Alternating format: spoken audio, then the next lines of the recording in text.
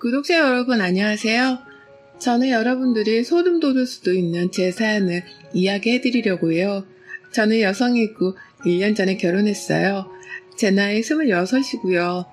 요즘에 25세 결혼했다고 하면 어머나 아기네 아기. 아기가 왜 결혼을? 이라고 하시겠지만 그건 그냥 보통 사람들이고 그렇다고 제가 그렇게 특별한 여성이라는 건 아니고요.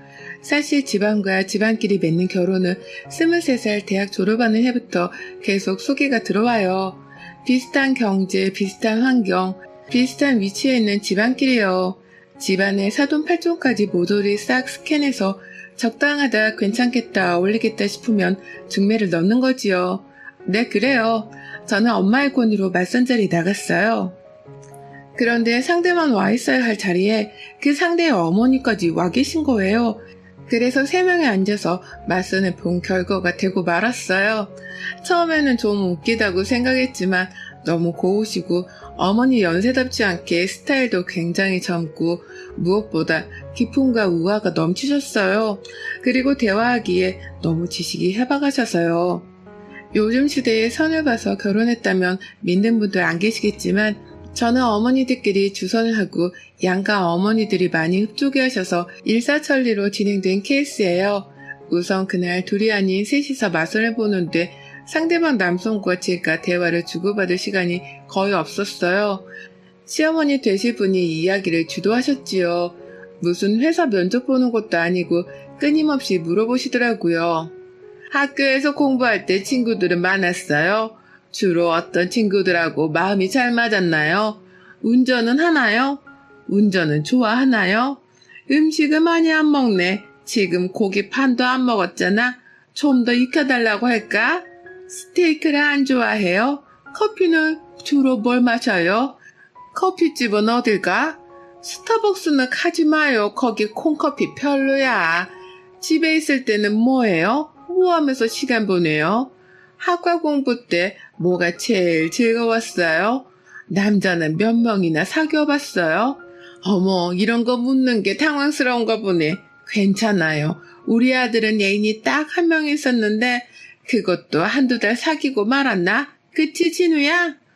어머니는 무슨 그런 이야기를 꺼내세요? 그건 상대에게 실례예요.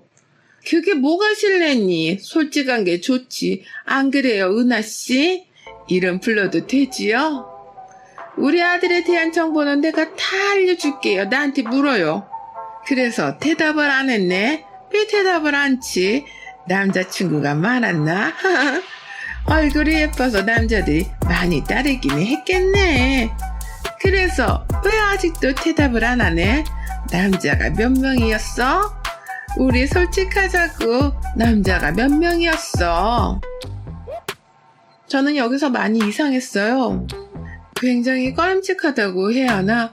사실 당신이 끼어들어 모든 질문을 다 하는 것도 싫었지만 남자친구 질문을 굉장히 집착적으로 묻는데 저는 누가 어디다가 몰래카메라를 설치하고 촬영한 줄 알았어요. 제가 당황스러운 게 이상한 건가요, 여러분? 그날 좀 꺼림칙하다고 느낄 때 그만두었어야 하는 결혼인지도 모르지만요. 어느 정도 참으실 시간 되면 빠져주실 만한데 안 빠져주시는 거예요. 결국 남편이 어머니, 저희들이 좀 시간을 보내고 들어갈게요. 먼저 들어가세요. 하니까 그때서야 일어서면서 제게 핸드폰 번호 좀 알 수 있을까요? 하는 거예요. 불러드릴 수도 있지만 그건 왠지 예의가 아니라는 생각이 들어서 가방에서 수첩을 꺼내서 적어드렸어요.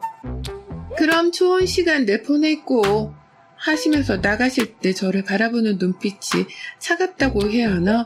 매정하다고 해야 하나? 싸늘하다고 해야 하나? 아무튼 평범하고 구수한 눈빛은 아니었어요. 어머님이 돌아가시고 난 후 좀 더 분위기가 자연스러워졌고 우리는 커피를 마시면서 이야기를 했어요. 거기서 벚꽃을 둘 다 아직 못 봤다는 이야기가 나왔고 여의도가 가까우니까 벚꽃 잠깐 보자고 의견을 모았지요. 네, 상대가 마음에 들었으니 쌍방간에 마음에 들었으니 벚꽃 이야기가 나왔겠지요. 상대는 외모도 준수했고 체격도 좋고 우선 말이 언행이 점잖았어요. 유머 코드도 많았고요. 또 능력도 어느 정도 되는 것 같고요. 대학원 졸업 후에 대기업 기획실에 입사했는데 기획실장이 집안 어른이시라고 했어요. 그런데 문제는 여의도로 가는 중에 전화가 오는 거예요. 남자의 어머니시죠. 후야, 지금 어디야? 집에 안 와? 저는 조금 킥하고 웃음이 나오더라고요. 진우도 아니고 후라니, 30이 다 된 아들에게 후라니요. 은하씨랑 안 헤어진 거야? 어머니, 좀 늦어요. 기다리지 말고 주무세요. 아니, 초면에 그렇게 늦게까지 같이 있겠다고? 그건 실례야. 은하씨가 제 안에서 벚꽃 잠시 보러 가고 있는 중이에요. 그래, 알았다. 우선 끊어. 10분 후에 전화가 울리는데 모르는 번호였어요. 받았더니 세상에 진우씨 어머니인 거예요. 은하씨, 우리 후 지금 운전하죠? 네. 은하씨, 우리 후 안전벨트 맨날 좀 파줄래요? 저의 시선은 어느새 진우씨 가슴팍으로 향했어요. 네, 맸어요. 알았어요. 끊어요. 아니, 여러분, 이 상황이 이해가 가세요? 제게 전화를 한 것도 상식적으로 이해가 안 가는데 안전벨트를 맸나 확인하러 그날 선본 여성에게 전화를 거는 시어머니 자리라니요. 그리고 그날 자기 볼일 끝나니 끊어요 하고 바로 끊는 이 매너, 무리라고 하기도 그렇고 참 뭐라 표현이 안 되더라고요. 진우씨, 어머니 관심을 많이 받고 사시나 봐요? 했더니 이 남자 하는 말 좀 보세요. 오히려 저를 이상하게 바라보면서 다른 집들도 다 안 그런가요? 아니요, 다른 집은 이렇게 안 그래요. 아들이 운전하는 거 안전벨트 맨날 궁금해서 전화하시는 어머니 드물지요. 안전벨트 매는 거는 어떤 부모들 신경 쓰는 일 아닌가요? 당장 눈앞에 보여서 안 매면 뭐라고 한두 마디 하실 수 있어도 이렇게는 안 해요. 이상한데 저는 어머니가 늘 체크를 하시거든요. 벚꽃을 보면서는 조금 기분이 풀리더군요. 여기저기 전문 커플, 청춘들, 중년 커플들 사진 찍느라 정신없고 우리도 각자 핸드폰으로 각자 사진도 찍어주고 어색하지만 둘이도 찍고 좀 즐거웠고 그래서 기분이 풀어졌어요. 출출해져서 우동집도 들어가서 우동 간단히 먹고 그 사람이 저를 데려다주는 길이었어요. 전화가 또 울려요. 제 폰에요. 번호를 보니 시어머니 자리. 순간 짜증이 확 밀려오는 걸 참고 받았어요. 은하씨, 우리 후랑 아직 같이 있어요? 네. 은하씨, 내가 전화해서 불쾌한가 보네. 지금 우리 후 운전 중인가요? 네. 미안하지만 우리 후 지금 시속 몇 킬로로 밟고 있는지 좀 봐줄래요? 저 지금 65요. 아, 알았어요. 그리고 뚝 바로 끊으시는 거예요. 이 사람이 그렇게 완전히 확 마음에 드는 것도 아니고 시어머니 자리가 너무나 찜찜하고 완전히 사람을 질리게 해서 저는 이 사람 그날로 인연 끝이다 정리했어요. 돌아오는 차 안에서요. 집에 들어오니 엄마가 싱글벙글하면서 얘, 넌 어땠니? 왜? 그냥 그랬어. 예, 저 집에서는 시어머니 자리도 그렇고 그 당사자도 그렇고 네가 그렇게 마음에 든다는구나. 얌전하고 조신하고 요즘 애들 같지 않게 팔랑 까지지도 않고 뭐라더라? 중간 소개해준 친이 아줌마가 난리가 났어. 양쪽 집에서 옷 2번 얻어입게 생겼다고. 글쎄, 난 뭐 그냥 그래. 왜? 왜? 성격이 이상해? 엄마, 나 지금 피곤하니까 내일 이야기해. 그날 모든 걸 다 잊기로 하고 잠이 들었는데요. 꿈이 하도 희한해서 아직까지도 잊혀지지 않네요. 꿈에서 어떤 달빛 아래 홀로 가는 과부같이 소복을 입은 여인이 교교한 심야의 오라를 홀로 가는 그 고귀한 정회를 표현하듯 저를 바라보며 중얼거리는 거예요. 얼굴빛이 백지장 같았어요. 무섭도록 창백했어요.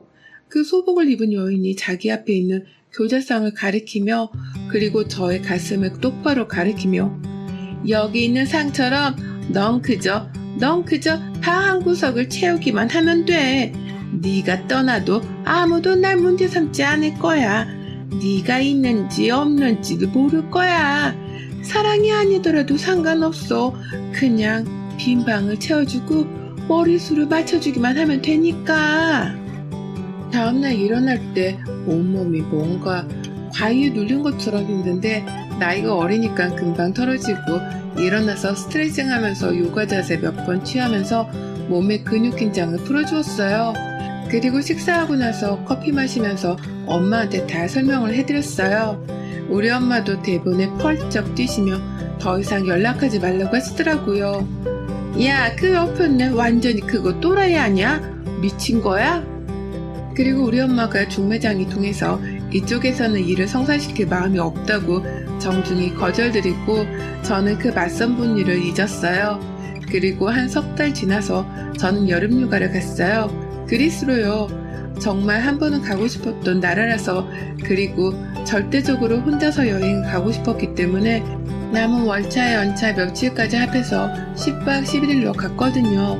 그리스 산토리니 가보신 구독자분들은 아시겠지만 여기에서 시간을 보내다 보면 인생의 세월이 시간이 길었으면 하는 생각이 잠기지요. 화려하진 않지만 단조로움 속에서 꿀같은 휴식을 취하며 시간을 보내고 있었어요. 그리고 빛과도 친해질 수 있는 곳 같았어요.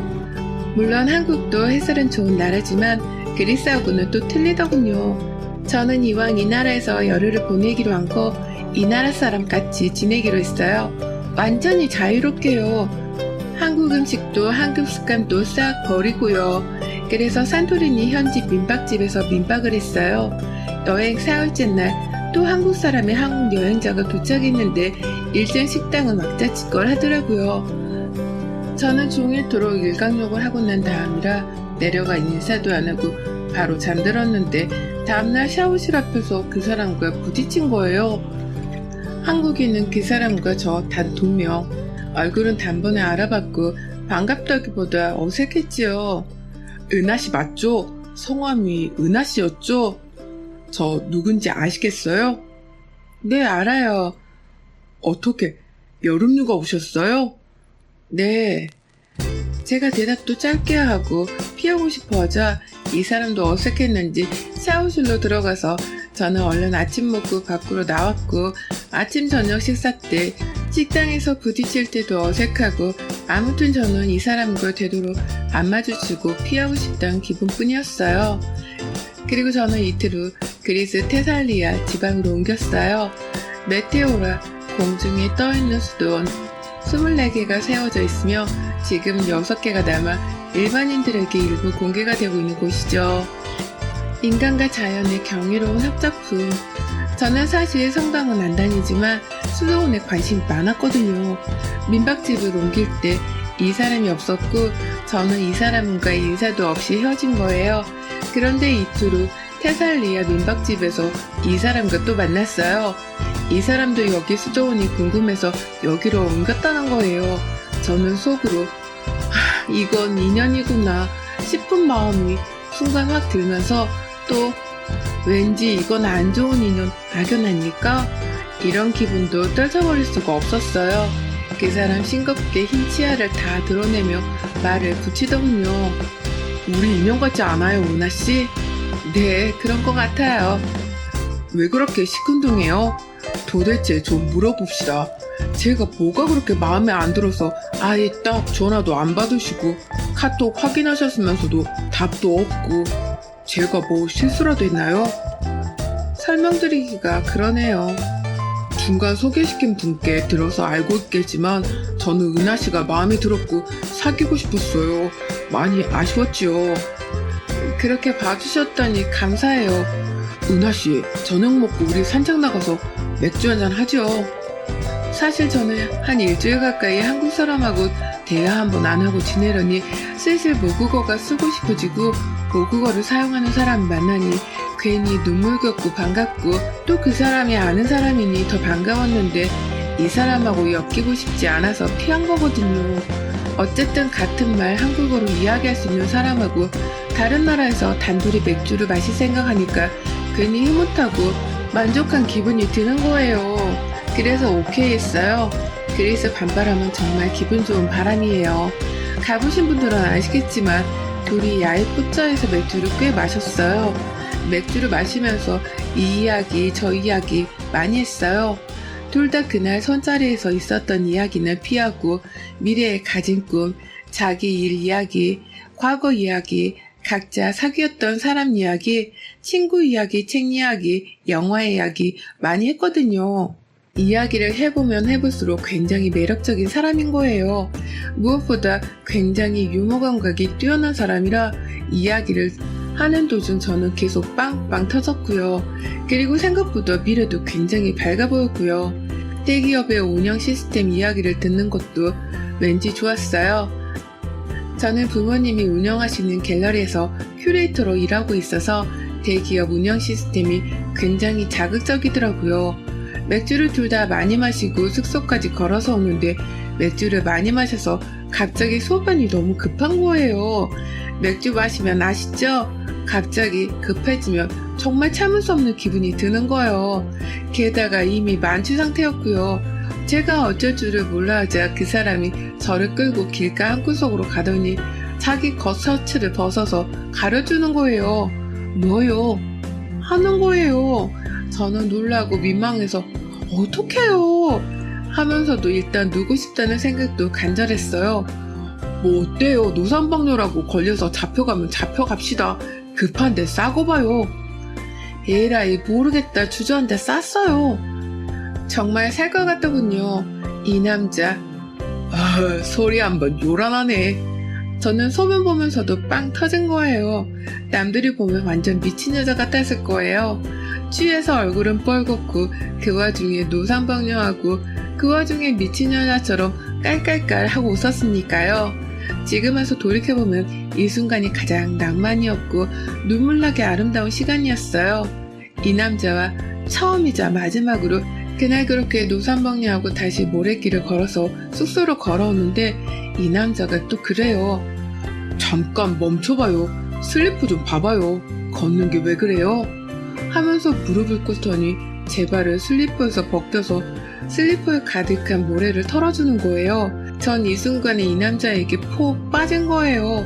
이 사람 어머니고 뭐고 아무래도 좋다는 생각이 들었어요.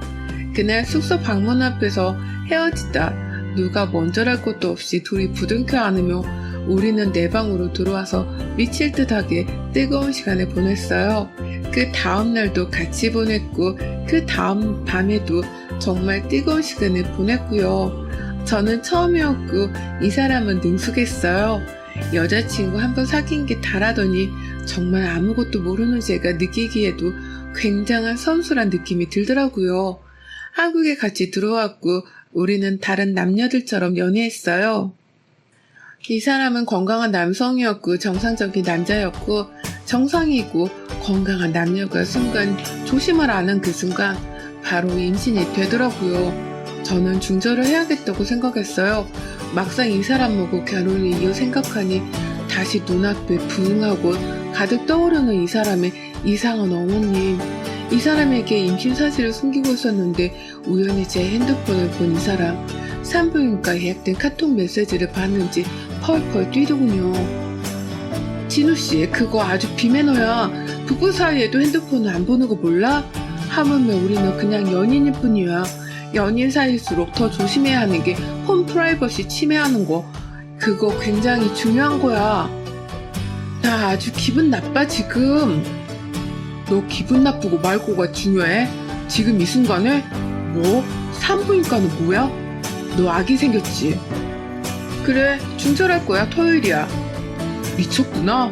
누구 맘대로 중절을 해? 그게 너만의 아이야? 그는 결혼하자고 저를 설득했어요. 사랑한다고요. 아이를 낳자고요. 아이를 중절하는 거 명백히 살이나 다름없다고요. 도대체 이유가 뭐냐고 물었어요. 저는 그때서야 그의 어머니에 대한 이야기를 처음으로 꺼냈어요. 만약 그 사람이 선분날처럼 자기 어머니와 자기는 전혀 문제가 없는 모자 사이라는 걸 이야기했으면 저는 두 말도 않고 그 사람과 헤어지고 중절했을 거예요. 그런데 이 사람 현명한 게 수긍하더라고요. 이상하게 비춰줄 수도 있겠고 다시 생각해보니 이상하다고요. 그러니까 고칠 테니까 결혼하자고요. 사촌언니와 의논을 했어요. 사촌언니가 그 결혼하는 거 아니라고 하더라고요. 결혼 전에 별 문제 없어 보이는 시어머니도 막상 결혼해보면 문제가 계속 드러나고 서로 맞춰 살기 힘든데 그런 눈에 띄게 이상한 시어머니일 경우에야 말을 무엇하냐고요. 절대 결혼하지 말라고 뜯어 말리더라고요. 저는 헤어짐을 결심했고 그에게 이별을 통보했어요. 며칠 후 그 사람 어머니에게 전화가 오더라고요. 잠들기 전 시간이라 길고 차분한 통화를 할 수 있었어요. 통화 내용을 쭉 정리해보자면 내가 그동안 우리 후하고 은하씨하고 사귀는 거 알면서도 일찍 간섭안한 거는 은하씨가 아무래도 나 때문에 뜨악하는 것 같아서 둘의 연애를 철저히 모른 척 했는데 지금은 안 되겠네요. 은하씨, 내가 신경이 좀 예민해서 약을 먹고 조절하는 중에 있는 사람이에요. 그래서 은하씨에게 이상하게 비추어졌을 수도 있는데 내가 예민해서 그렇다, 미안하다. 앞으로는 내가 간섭 안 할 테니까 둘이 감정 좋으면 결혼해라. 진우가 많이 괴로워한다. 임신까지 했다면서 아이를 지우는 건 그건 정말 해서는 안 되는 짓이다. 내가 조심할 테니 다시 생각해라. 내가 뭐라고 시어머니가 마음에 안 든다고 남자와 아이를 동시에 버리냐. 어제는 진우가 술 먹고 들어와서 소리내서 울더라. 남의 집 아들 가슴을 이렇게 아프게 하는 거 그거 하는 거 아니다. 은하씨도 우리 아들 좋아서 사귄 게 아니냐. 이런 거예요. 솔직히 어머니 말보다 이 남자가 울면서 괴로워한다는 말에 마음이 꺾였어요. 어떤 남자가 나를 위해 울 것이냐를 나와 헤어진다고 우는 남자. 이 각박한 세상에 드물지요. 저는 이 남자와 결혼하기로 마음을 바꿨어요. 시어머니께서 또 저렇게 사과를 하시고 본인 문제를 조금 알고 계시고 고친다고 하시니까 그 말을 믿어보기로 했고요. 그 생기신 모습답게 배우신 분답게 지성을 가지고 저를 대해주실 거라 그렇게요. 그렇게 마음을 먹고 잠자리에 드니 몸이 날아갈 듯 가볍더군요. 잠을 자는데 그날 밤 또 꿈을 꿨어요.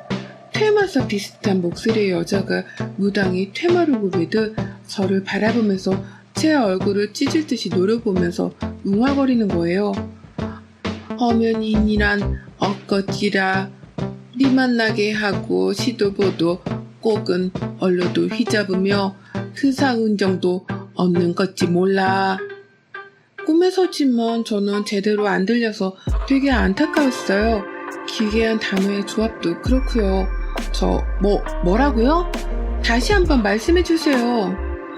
어쩌인이라는 인도라 목소만 나를 적게 하 다시 아보도 꼭담 얼로를 휘잡으며 그 사은 정로는 없는 것지도 뭘 무슨 말인지 도대체 모르겠는 거예요.